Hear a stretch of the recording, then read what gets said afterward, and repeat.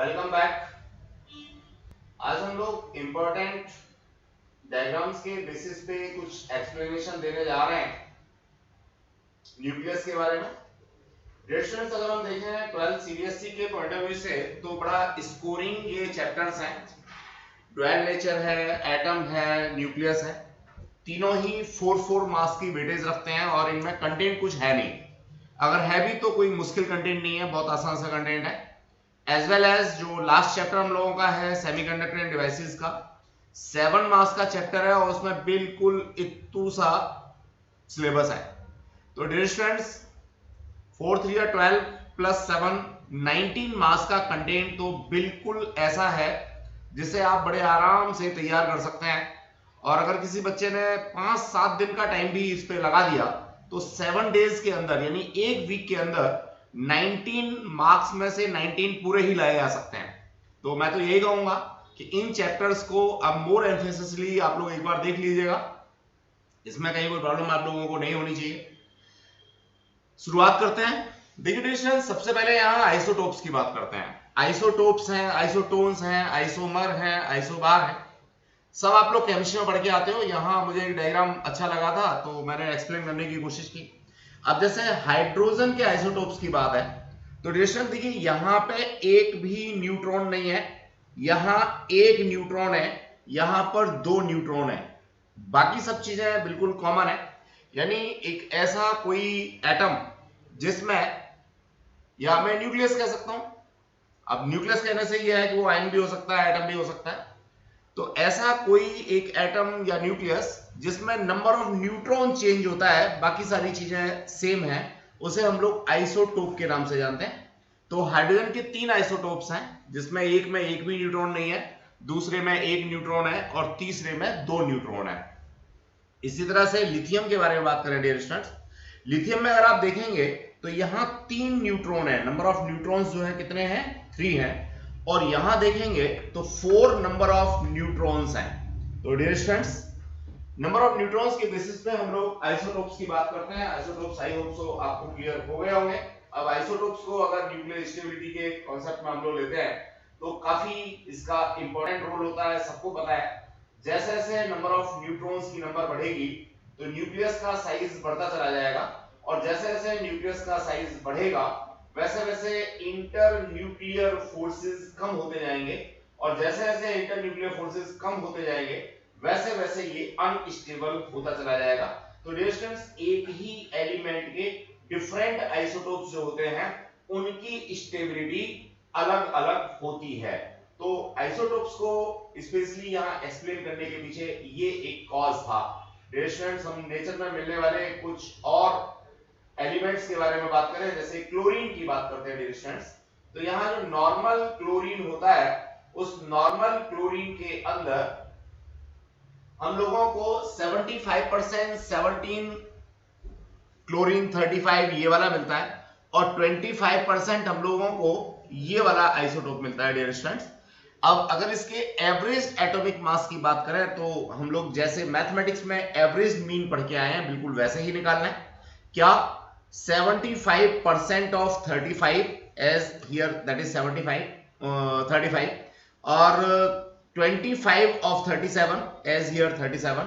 हम लोग यहां से वेटेज मीन इसका निकालते हैं तो क्लोरीन का जो हम लोग नंबर देते हैं वो कितना होता है, 35.5 होता है। तो ये वेटेज मीन होता है। डिस्टेंस इस तरह से मेरे को थोड़ा सा डिस्कशन देना था इसके बारे में। अब बात करना चाहेंगे इलेक्ट्रॉन वोल्ट। डिस्टेंस 11th से ही हम लोग इलेक्ट्रॉन वोल्ट के बारे में बहुत ज्यादा बातें कर रहे हैं और ये इंपॉर्टेंट भी है, 100% आता ही आता है आपके एग्जाम में, किसी भी तरीके से आ जाए। ये है क्या समझिए, मान लीजिए यहाँ पे 12 वोल्ट का पोटेंशियल है, यहाँ 11 वोल्ट का पोटेंशियल है, इन दोनों के बीच में कितना 1 वोल्ट का पोटेंशियल डिफरेंस है। अगर मैं एक इलेक्ट्रॉन को 1 वोल्ट के पोटेंशियल डिफरेंस के थ्रू ट्रेवल कराता हूं तो या तो वर्क डन मुझे करना पड़ेगा या तो वर्क डन मुझे मिलेगा। उसी वर्क डन को मैं सिस्टम की एनर्जी की फॉर्म में इलेक्ट्रॉन वोल्ट एनर्जी के टर्म्स में जानता हूं। यानी 1 इलेक्ट्रॉन वोल्ट में be defined as energy acquired by an electron when it is accelerated through a potential difference of 1 volt। ये डिफाइन है डियर स्टूडेंट्स। ईवी से हम लोग इसको डिनोट करते हैं। 1 इलेक्ट्रॉन वोल्ट को अगर जूल में यानी एसआई सिस्टम ऑफ एनर्जी में मैं कन्वर्ट करता हूं तो दैट इज 1.602 इंटू 10⁻19 जूल होता है। It's a very important explanation dear students. तो इलेक्ट्रॉन वोल्ट की डिफाइन क्या होती है, छोटी छोटी एनर्जी की बात करते हैं तो इलेक्ट्रॉन वोल्ट के टर्म्स में ही हम लोग इसको लिखते हैं। तो रिलेशन भी हमें याद होना चाहिए और इलेक्ट्रॉन वोल्ट की डिफाइन भी हम लोगों को याद होनी चाहिए। बड़ा आसान सा लग रहा होगा क्योंकि इन चीजों को हम पहले तो बहुत ही कर चुके हैं और बड़ी मुश्किल सी थी उस समय, लेकिन अब आसान होगी। 1 AMU डियर स्टूडेंट्स, ये एक कॉन्सेप्ट हम लोगों को मिलता है मास एनर्जी रिलेशन को लेकर के। अगर आप देखेंगे तो 9th 10th में ये हो सकता है आपके एग्जाम में भी आया हो। सबसे पहले तो AMU क्या है? AMU है एटॉमिक मास यूनिट, जो बेसिकली मास की यूनिट है। और ये क्या होती है? न्यूट्रॉन प्लस प्रोटॉन का जो एवरेज मास होता है उसके बराबर मास को हम लोग 1 AMU या 1 एटॉमिक मास यूनिट के बराबर कहते हैं। अब अगर इस मास को मैं डिस्ट्रॉय कर दूं, खत्म कर दूं, एनर्जी में कन्वर्ट कर दूं, तो मेरे पास रिलेशन आता है energy equals to delta M into c square, where M is the mass defect, या जिस मास को मैंने डिस्ट्रॉय किया है या जिस मास को मैंने एनर्जी में कन्वर्ट किया है, and where C is the velocity of light. SI system में अगर मैं C की बात करता हूं तो that is 2.98 into 10⁸ metre per second. Square है तो यहां स्क्वायर भी करेंगे। अब 1 AMU यानी कि 1 एटॉमिक मास यूनिट अगर मैं मास की यहां पे कंसीडर करता हूं तो that is approximately 1.67 into 10⁻27 kg।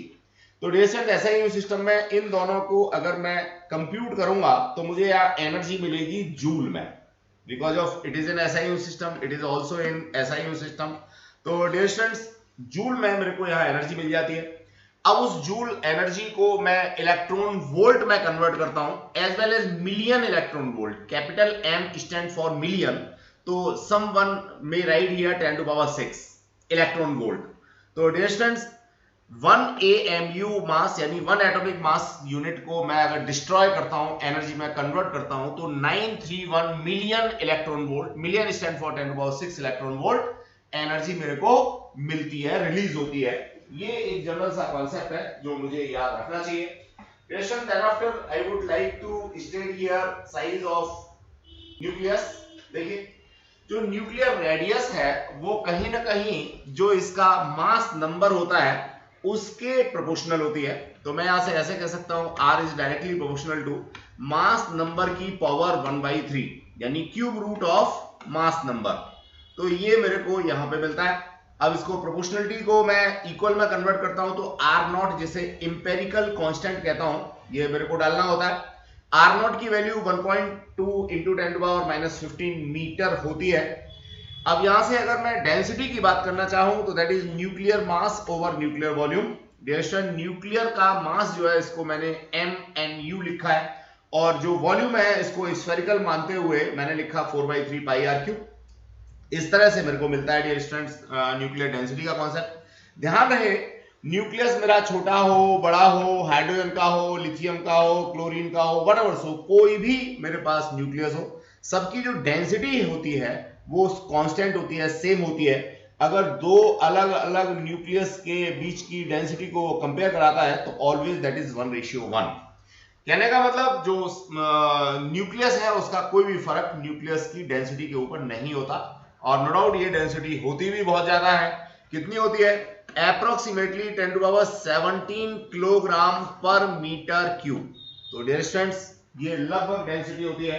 आप समझ सकते हैं अपने आप में बहुत ज्यादा डेंसिटी होती है। अगर एक एटम के साइज का मैं न्यूक्लियस ले लेता हूं तो उसका मास इतना ज्यादा हो जाता है कि उसको उठाने के लिए क्रेन मंगानी पड़ेगी।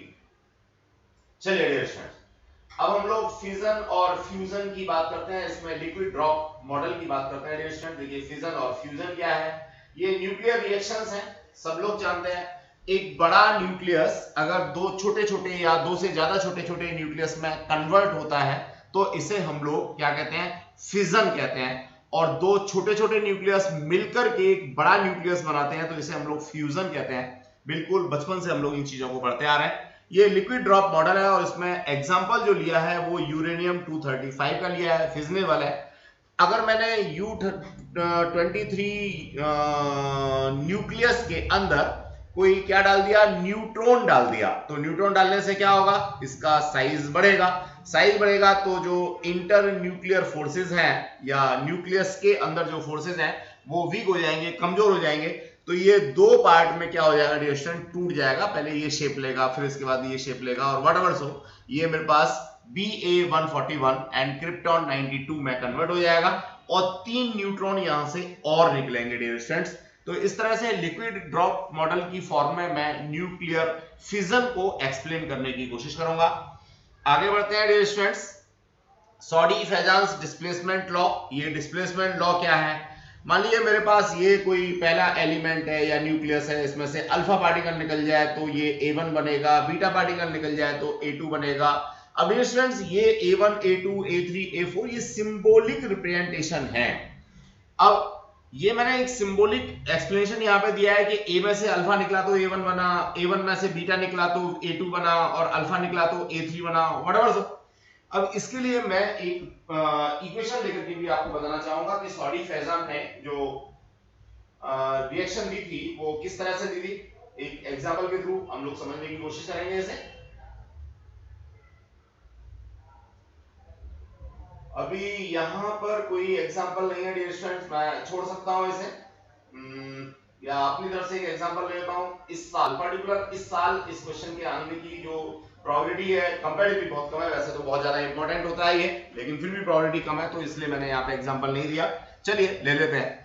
मान लीजिए आपने 235 यूरेनियम 92 में से एक अल्फा पार्टिकल निकाला। अब ये अल्फा पार्टिकल क्या होता है, अल्फा पार्टिकल होता है 2He4।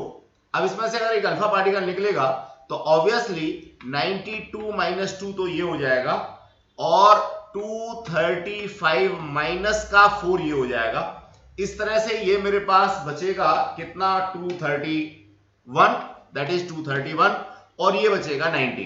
तो 231 और 90 को लेकर के एक नया एलिमेंट बनेगा। एलिमेंट का तो नाम मुझे इस समय याद नहीं है, इसलिए मैं इसको सपोज X कह देता हूं। तो ये है सॉडी-फेजान डिस्प्लेसमेंट लॉ, जिसमें अल्फा पार्टिकल निकलने पे ये स्थिति होती है। अब मैं यहाँ एक एग्जांपल और भी आपको क्लियर करना चाहूंगा कि मान लीजिए यहां से बीटा निकला, तो अब ये बीटा क्या है, ये बीटा होता है -1E0, ऐसे कह सकते हैं।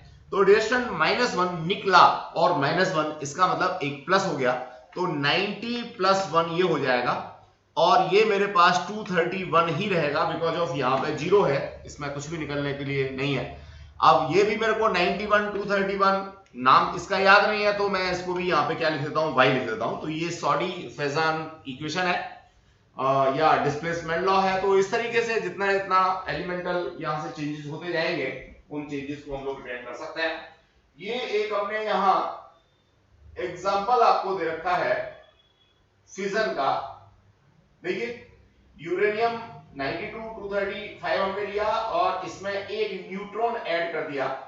इस न्यूट्रॉन को ऐड करते ही इसका साइज बढ़ा, और साइज बढ़ा तो 56, 141 एक एलिमेंट बना, 36, 92 क्रिप्टॉन दूसरा एलिमेंट बना, और 3 न्यूट्रॉन निकले। साथ में ही आप देखेंगे तो यहाँ पे Q लिखा हुआ है। अब ये Q है बेसिकली एनर्जी, तो यहाँ प्लस Q है, इसका मतलब क्या है कि एक फिजन होने पे कुछ एनर्जी यहां से निकल रही है, कुछ एनर्जी निकल रही है, तो इसको बोलते हैं एक्सोथर्मिक रिएक्शन, यानी यहां से कुछ हीट एनर्जी निकलती है। तो रिएक्शन नो डाउट ये हीट एनर्जी निकली क्यों, अगर आप यहां पे देखेंगे मास की बात, तो ये वाला मास प्लस ये वाला मास प्लस ये वाला मास जोड़ने के बाद भी इन दोनों के मास से कुछ कम होगा। इसका मतलब कुछ मास यहां पे डिस्ट्रॉय हो गया, जो मास डिस्ट्रॉय हो गया उसको मैंने c² से मल्टीप्लाई किया, तो मेरे को यहां एनर्जी मिलती है, जिसको मैंने Q से क्या कर रखा है, डिनोट कर रखा है। और इस तरह की रिएक्शन को मैं एक्सोथर्मिक रिएक्शन के नाम से जानता हूं, या मैं कहूंगा इसका जो Q वैल्यू है वो पॉजिटिव है, यानी इसमें से हीट एनर्जी निकल रही है। आगे बढ़ते हैं डियर स्टूडेंट्स, ये चेन रिएक्शन का कॉन्सेप्ट है, जो ऊपर हमने इक्वेशन दी हुई है यूरेनियम 235 की, उसी की चेन रिएक्शन को यहाँ पे दिखा रखा है। और ये अनकंट्रोल्ड चेन रिएक्शन है। कैसे काम करती है, कैसे ये होता है, जरा देखते हैं। देखिए ये मेरे पास यूरेनियम 235 का एक क्या था, न्यूक्लियस था। इस न्यूक्लियस में मैंने एक न्यूट्रॉन को पेनिट्रेट करा दिया। एक मॉडरेट स्पीड का हम लोग न्यूट्रॉन लेंगे, वो जाके इसमें पेनिट्रेट करेगा, थोड़ी देर इसके अंदर बैठेगा। थोड़ी देर इसके अंदर बैठेगा तो इसके साइज को बड़ा कर देगा। साइज को बड़ा कर देगा तो इसके अंदर जो न्यूक्लियर फोर्सेस हैं वो कमजोर हो जाएंगे, वीक हो जाएंगे और ये टूट जाएगा। तो यहां से एक ये बना, दूसरा ये बना, साथ में 3 न्यूट्रॉन निकले डियर स्टूडेंट्स। क्या निकले? 3 न्यूट्रॉन निकले। अब ये 3 न्यूट्रॉन थे, अगले किसको क्या करेंगे, जो यूरेनियम का न्यूक्लियस है उसको अगेन तोड़ने की बात करेंगे। यहां से हमने कुछ न्यूट्रॉन्स को कैप्चर कर लिया है, अपने पास रख लिया है, या उनको आगे रिएक्शन में पार्टिसिपेट नहीं करने दिया है, तो इसको कंट्रोल्ड चेन रिएक्शन हो गई। अगर हम इसको ना रोक पाते तो 3 पहले से 3, 3 से 9, 9 से 27, 27 से 81, 81 से समझते हैं 243 व्हाटएवर। तो फ्रिक्शन ऑफ सेकंड के अंदर ये ट्रिमेंडस एनर्जी हमें यहां से मिलना शुरू हो जाती है, क्योंकि जितने भी फिजन होंगे हर फिजन पे एनर्जी मिलेगी, जैसा कि अभी हम लोगों ने ऊपर कहा था। तो दैट इज चेन रिएक्शन। अब चेन रिएक्शन 2 तरह की होती है, क्या? Controlled and uncontrolled. Controlled chain reaction में जो रिप्रोडक्शन फैक्टर है वो हमारा कितना होना चाहिए? 1 होना चाहिए। अब ये रिप्रोडक्शन फैक्टर क्या है ये जरा हम लोग समझते हैं डियर स्टूडेंट्स। ये है number of neutrons present at the beginning of one generation divided by number of neutrons present at the beginning of previous generation. यानी 1 से 1 निकला, या 2 से 2 निकले, 3 से 3 निकले, तो इसको हम लोग कहेंगे कंट्रोल्ड चेन रिएक्शन। और कंट्रोल चेन रिएक्शन को क्रिटिकल भी कह सकते हैं हम लोग यहाँ पे, चूंकि 1 से 1, 2 से 2, 3 से 3, यानी कोई भी फालतू नहीं निकल रहा। ना तो यहाँ पे नंबर ऑफ न्यूट्रॉन्स टाइम के साथ में बढ़ रहा है और ना ही नंबर ऑफ न्यूट्रॉन्स कम हो रहा है। तो अल्टीमेटली यहाँ पे जो K होगा रिप्रोडक्शन फैक्टर, वो हमारा क्या होगा? 1 होगा। तो रिप्रोडक्शन फैक्टर के बेसिस पे ही हम लोग रिएक्शंस को 3 तरह से कैटेगराइज कर सकते हैं। नंबर 1 है हमारा सब क्रिटिकल। सब क्रिटिकल में जो K की वैल्यू होगी वो क्या होगी dear students? K must be less than 1। और एक होगी क्रिटिकल, तो क्रिटिकल में क्या होगी? K इक्वल्स टू 1, यानी ये वाली चीज इसके बराबर हो जाएगी। और एक होगी सुपर क्रिटिकल, तो सुपर क्रिटिकल में K must be greater than 1। तो डियर स्टूडेंट्स ये अनकंट्रोल्ड होती हैं, ये कंट्रोल्ड होती हैं, और ये थोड़ी देर में जाकर के बंद ही हो जाती हैं। तो सब critical, critical and super critical, इस तरह से हम लोग रिप्रोडक्शन फैक्टर के बेसिस पे रिएक्शंस को कैटेगराइज कर सकते हैं। आगे बढ़ते हैं डियर स्टूडेंट्स। अब देखिए ट्रेलर है। अब कोई स्टूडेंट यहाँ ऐसा मत समझना कि सर ये आपने बहुत अच्छे से एक्सप्लेन नहीं किया। मेरी तो कोशिश यही है कि मैं रिवाइज करा दूं आपको यहाँ पे। बाकी तो जो हमारी नॉर्मल क्लासेस हैं उनमें सारा हमने करा रखा है। जो कॉम्प्रिहेंसिव क्लासेस हैं वो आपको एक बार जरूर देख लेनी चाहिए। जिस टॉपिक पे भी आपको लग रहा है कि मेरे को प्रॉब्लमेटिक है, उस क्लास को जरूर आपको एक बार देखना चाहिए। चलिए डियर स्टूडेंट्स, एक प्लेस जहां पे हम लोग रिएक्शंस को एक कंट्रोल्ड वे में करा सकते हैं, न्यूक्लियर फिजन को कंट्रोल्ड वे में करा सकते हैं, उसे हम लोग कहते हैं nuclear reactor. No doubt nuclear reactor एक तरीके से भट्टी है, रिएक्टर बोले तो भट्टी, जिसके अंदर हम लोग न्यूक्लियर रिएक्शंस को कैरिड आउट करते हैं और कंट्रोल्ड वे में कैरिड आउट करते हैं। ये बात यहां पे समझने की है। तो रिएक्शंस यहां देखिए क्या होता है। ये सबसे पहले एक फिजन चैम्बर, ये फिजन चैम्बर आप देखेंगे शेडेड पोर्शन में हमने यहाँ पे दिखा रखा है। तो ये अप्रोक्सीमेटली 3 to 4 मीटर थिकनेस का डेंस कंक्रीट का बना होता है। 3 से 4 मीटर मोटी परत होती है डेंस कंक्रीट की। हाँ जी बिल्कुल, लोहा यूज नहीं करते इसके अंदर। इसलिए नहीं करते कि टेम्परेचर बढ़ेगा तो एक्सपेंशन होगा और ये फट जाएगा, इसलिए हम लोग सिर्फ कंक्रीट से इसको बनाते हैं। लेकिन डेंस कंक्रीट होती है, अच्छी क्वालिटी की कंक्रीट होती है, जिसकी टेंसाइल स्ट्रेंथ बहुत अच्छी होती है। स्टूडेंट्स इसके अंदर हम लोग ये कंट्रोलिंग रॉड डाल के रखते हैं। ये कंट्रोलिंग रॉड्स हैं, ये मॉडरेटर है, और ये यहाँ पे यूरेनियम की रॉड्स हैं। स्टूडेंट्स इसमें हम लोग क्या करेंगे?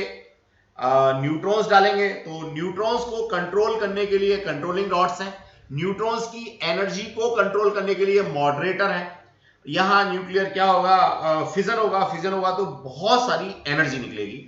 अब उस बहुत सारी एनर्जी को बाहर यहां से ट्रांसफर करने के लिए हम लोग यहां पे लिक्विड सोडियम यूज करते हैं। Dear students yes absolutely, close tubes के अंदर फ्लो करता है। अब क्लोज ट्यूब्स के अंदर लिक्विड सोडियम फ्लो कर सकता है, आग नहीं लगेगी, ऑक्सीडेशन नहीं होगा।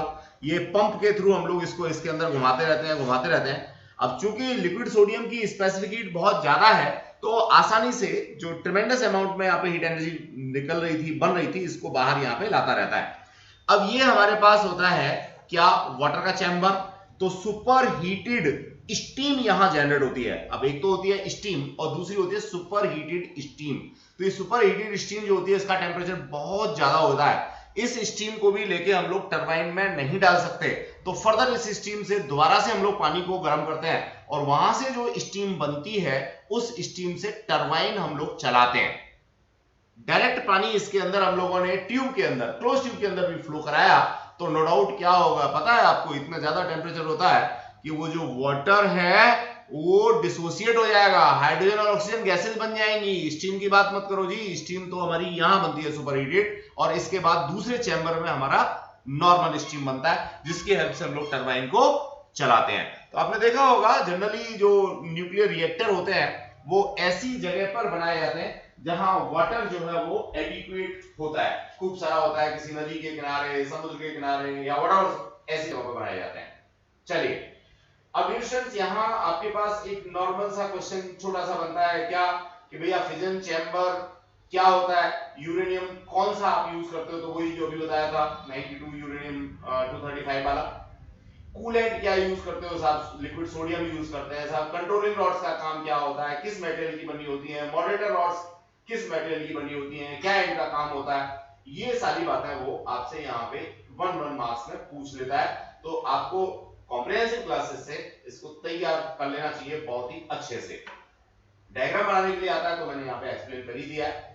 अब ये स्टूडेंट यहाँ जो न्यूक्लियर फ्यूल है यूरेनियम, उसको हमने डिस्क्राइब करने की कोशिश की है कि जो नेचुरल यूरेनियम होता है उसमें 0.7% 233 यूरेनियम आइसोटोप होता है, जबकि 99.7% इसमें नॉन फिजनेबल 238 आइसोटोप होता है। तो सबसे पहले हम लोग एनरिचमेंट करते हैं, यानी जो टोटल हमारे पास यूरेनियम है उसमें से 233 यूरेनियम आइसोटोप को अलग करते हैं। आपको पता होगा यूरेनियम कहाँ मिलता है, ऑस्ट्रेलिया में मिलता है, तो ऑस्ट्रेलिया से इसको इंपोर्ट करते हैं। एनरिचमेंट कई बार ऑस्ट्रेलिया से करा के ही मंगाते हैं, कई बार इंडिया में एनरिच हम लोग करने की बात करते हैं। बाकी का यूरेनियम अलग करते हैं और जो हमारा फिजनेबल है उसको अलग करते हैं 233 वाले आइसोटोप को, और फिर उसमें हम लोग रिएक्शन कराने की बात करते हैं। तो डियर स्टूडेंट्स ये रिएक्शंस हैं। अब इन रिएक्शंस में मुझे कुछ भी एक्सप्लेन नहीं करना, मैंने जो सॉरी फैजान लॉ बताया था उसके बेसिस पे आप इसको बता सकते हो। बस ध्यान रहे कि आपका जो मास नंबर है, एटॉमिक नंबर है, उसमें आपको कंजर्वेशन लगा के चलना है। किसी भी रिएक्शन में ना तो मास नंबर चेंज होगा ना तो एटॉमिक नंबर चेंज होगा, हाँ मास जरूर चेंज होगा। तो डियर मास और मास नंबर में एक फ्रैक्शनल चेंज होता है, बहुत छोटा सा चेंज होता है, उसी के अंदर चेंज आता है फर्दर। बाकी जो मास नंबर है और जो एटॉमिक नंबर है उसमें कोई भी चेंज नहीं आता। तो ये कुछ रिएक्शंस हैं डियर स्टूडेंट्स। यहाँ पे हमने ये कार्बन हाइड्रोजन के लेकर के फ्यूजन रिएक्शन को शो किया है। यहाँ पे दो छोटे छोटे न्यूक्लियस मिलकर के फ्यूज हो रहे हैं, बड़ा न्यूक्लियस बना रहे हैं। तो आप देखेंगे यहाँ 1.93 मिलियन इलेक्ट्रॉन वोल्ट एनर्जी पर फ्यूजन निकलती है एनर्जी। और ये फिर नेक्स्ट साइकिल है हमारी नाइट्रोजन की, तो यहाँ हमारी 1.20 मिलियन इलेक्ट्रॉन वोल्ट निकलती है। अब ये सारी रिएक्शंस हैं रिएक्शंस आपको अपनी नोट मेमोरी में डालनी है, बड़ी सिंपल सी बात है, इनमें एक्सप्लेन करने के लिए मेरे पास कुछ भी नहीं है। एक फैबुलस क्वेश्चन, बहुत इंपॉर्टेंट क्वेश्चन, 100% आना ही आना है, न्यूक्लियर फ्यूजन और फिजन के बीच में डिफरेंस। तो मोस्टली बच्चे यहाँ क्या करते हैं कि दोनों की डिफाइन लिख के छोड़ देते हैं। भैया ठीक है, एक आपका डिफरेंस तो यहां से बन गया फिजन और फ्यूजन की डिफाइन लिखने से, लेकिन अगर 2 मार्क्स में आता है तो 4 डिफरेंस तो कम से कम लिखोगे। डायरेक्ट क्वेश्चन है, बनता है 2 मार्क्स में, आपको बड़ा करके लिखना ही पड़ेगा। अब 4 मार्क्स का चैप्टर है तो 2 मार्क्स का क्वेश्चन यहां से बनता ही बनता है, और 2 मार्क्स का दूसरा क्वेश्चन बनता है। अगर ये क्वेश्चन हमारा आता है 1 मार्क्स में आता है तब भी आपको एक तो लिखना ही पड़ेगा। कॉन्सेप्चुअल आता है तो फिर तो आपको यस या नो से ही आंसर मिल जाता है। चलिए न्यूक्लियर फिजन क्या है, एक हैवी न्यूक्लियस को हम लोग स्प्लिट करते हैं एक्साइट करके। अब एक्साइट करना क्या है, एक्साइट करना यही है कि इसके अंदर एक न्यूट्रॉन को पेनिट्रेट करा दो जिससे इसका साइज बड़ा हो जाएगा, इसी को बोलते हैं हम लोग एक्साइटेशन। तो डिस्टेंस जैसे ही एक्साइट होगा स्प्लिट हो जाएगा। जबकि न्यूक्लियर फ्यूजन में क्या है, दो छोटे छोटे लाइटर न्यूक्लियाई को हम फ्यूज करते हैं, जोड़ देते हैं, ये इनकी डिफाइन है, इसके बेसिस पर हमने डिफरेंशिएट किया है। सेकंड देखते हैं, the condition of high temperature and pressure are not necessary. देखिए फिजन के लिए हाई टेम्परेचर का होना या हाई प्रेशर का होना नेसेसरी नहीं है, ये नॉर्मल टेम्परेचर पे भी कैरिड आउट हो सकता है, अर्थ पे हम लोग इसको कैरिड आउट कर सकते हैं कंट्रोल्ड वे में, ये बात जरूर लिखनी है। डिस्टेंट फ्यूजन की बात अगर हम करते हैं तो देखिए फ्यूजन में extremely high temperature and extremely high pressure होना बहुत जरूरी है। अगर एक्सट्रीमली हाई प्रेशर और एक्सट्रीमली हाई टेम्परेचर नहीं होगा तो इनको हम लोग कैरिड आउट नहीं कर सकते कंट्रोल्ड वे में। तो नॉर्मली अर्थ पे हम लोग फ्यूजन रिएक्शंस को नहीं कैरिड आउट करते। इसका सोर्स जो है हम लोगों को सन यानी सूर्य भगवान मिलते हैं। भगवान क्यों कह रहे हैं, एक एनर्जी सोर्स है भैया सन, इससे ज्यादा एनर्जी तो किसी के पास है ही नहीं आज की डेट में जो हम लोगों को नोन सोर्सेज है या जिनकी एनर्जी का हम लोग बेनिफिट उठा सकते हैं, इसलिए हम इनको भगवान कह रहे हैं। भैया कोई भी किसी को भगवान ऐसे ही नहीं कहता, वो तब कहता है जब उसके सामने कुछ कर नहीं सकता, बड़ी सिंपल सी बात है। और अगर उस सत्ता को वैसे ही मान लिया जाए तो कष्टदायक वो हो। चलो जी आगे बढ़ते हैं।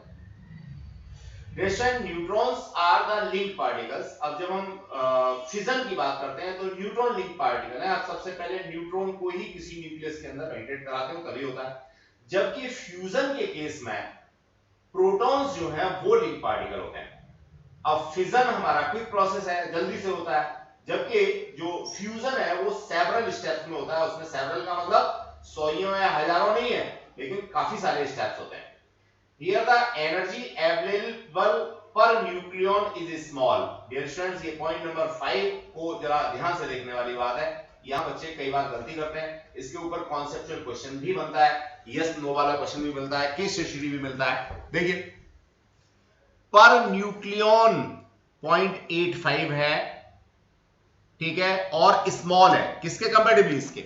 यहां पे पर न्यूक्लियन जो एनर्जी मिलती है वो 6.75 है, जो कंपैरेटिवली काफी ज्यादा है, लार्ज है। तो ये पर न्यूक्लियन की बात की है।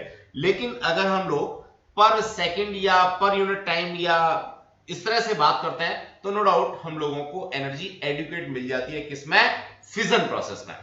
Point number 6, energy obtain from a unit mass. देखिए आ गया वही point, unit mass of A फिजनेबल material is smaller. Per unit mass अगर मैं बात करता हूं तो यहां पे मेरे को कम मिलती है, और यहां पर यूनिट मास की बात करता हूं तो कंपैरेटिवली लार्ज मिलती है। मैंने यहां बिल्कुल आपको कलरफुल पैटर्न में दे रखा है कि गलती किसी भी हाल में ना हो। 7th पॉइंट देखें। देखिए जो हमारा फिजन होता है उसमें कई सारे रेडियो एक्टिव एलिमेंट्स मिलते हैं जो निश्चित रूप से हमारी बॉडी को हार्म करते हैं। It may be gamma rays, it may be beta raise.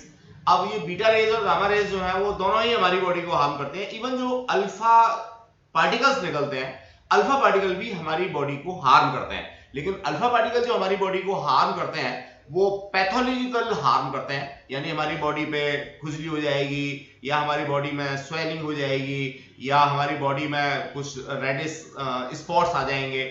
लेकिन बच्चों जो बीटा रेज का कॉन्सेप्ट है या गामा रेज का कॉन्सेप्ट है वो हम लोगों को पैथोलॉजिकल के साथ साथ क्या जेनेटिक चेंजेस भी दे देते हैं, यानी जेनेटिक हार्म भी हमको पहुंचाते हैं। हमारे जो क्रोमोसोम्स हैं उनको डिस्ट्रॉय कर देते हैं, उनको माल फंक्शनिंग में ले आते हैं। अल्टीमेटली आगे आने वाली जो पीढ़ियां हैं, आगे आने वाले जो बच्चे हैं, जनरेशंस हैं, उनके अंदर भी चेंजेस हम लोगों को मिलते हैं। तो डियर स्टूडेंट्स, यहाँ जो फिजन का कॉन्सेप्ट है इसमें हम लोगों को रेडियो एक्टिव वास्ट मिलता है, तो that is very harmful for us. इसको निश्चित रूप से हम लोग अच्छे से अभी वो भी नहीं कर पाते, कहना चाहिए कि ठिकाने नहीं लगा पाते जी आपकी लैंग्वेज में। और जो हमारा फ्यूजन है, फ्यूजन में भी हम लोगों को हार्मफुल चीजें मिलती तो है, लेकिन वो कंपैरेटिवली काफी कम हार्म हमें करती है, तो इसे हम लोग हार्मलेस भी कह देते हैं। तो लेकिन अब समस्या ये है कि कंट्रोल्ड वे में हम लोग फ्यूजन करा नहीं पाते, तो ये सन पे ही होता है। चलिए अब हम बात करें स्टॉक की, तो the stock of फिजनेबल fusion is limited. और जब हम फ्यूल की बात करते हैं, छोटे छोटे न्यूक्लियस की बात करते हैं जो सन पे हमें चाहिए, तो वो हमारे पास प्लेंटी है, यानी खूब सारे हैं। ये 8 डिफरेंस है, अब आपको 8 तैयार कर लेना चाहिए। डियर स्टूडेंट्स, अब हम लोग बात करते हैं किसी भी न्यूक्लियस के स्प्लिट होने के पीछे रीजन। देखिए स्प्लिट होने के पीछे जो रीजन है डियर स्टूडेंट्स, वो इस ग्राफ से हम लोग समझ सकते हैं। देखें ये है बेसिकली न्यूक्लियस का साइज, और इस न्यूक्लियस के साइज में मैंने इस रेडियस को आर कहा। अब डियर स्टूडेंट्स, मैं यहां पे क्या देखता हूं, ये जो मेरा एक्सिस है इस पे मैं आर को ही शो कर रहा हूं, ये मेरा आर है, रेडियस ऑफ न्यूक्लियस है।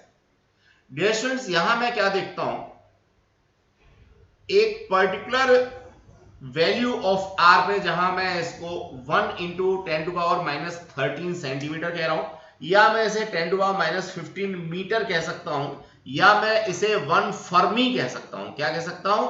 Fermi. Fermi is a scientist, तो उनके नाम पे हम इस डिस्टेंस को फर्मी के नाम से जानते हैं। 10⁻⁻15 मीटर को हम लोग क्या कहते हैं डिस्टेंस? 1 फर्मी कहते हैं। तो 1 फर्मी जब ये न्यूक्लियस रेडियस होता है तो मोस्ट अट्रैक्टिव फोर्स होते हैं, और जब मोस्ट अट्रैक्टिव फोर्स होते हैं डियर स्टूडेंट, तो ऐसी स्थिति में इनको तोड़ना पॉसिबल नहीं है।